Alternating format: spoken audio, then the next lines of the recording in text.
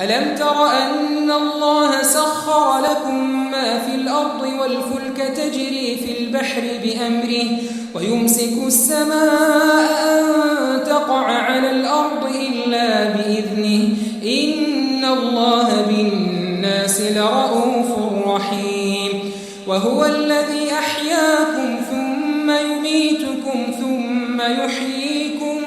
إن الإنسان لكفور لكل أمة جعلنا منسكا هم ناسكوه فلا ينازعنك في الأمر وادع إلى ربك إنك لعلى هدى مستقيم وإن جادلوك فقل الله أعلم بما تعملون الله يحكم بينكم يوم القيامة فيما كنتم فيه تختلفون ألم تعلم أن الله يعلم ما في السماء والأرض إن ذلك في كتاب إن ذلك على الله يسير ويعبدون من دون الله ما لم ينزل به سلطانا وما ليس لهم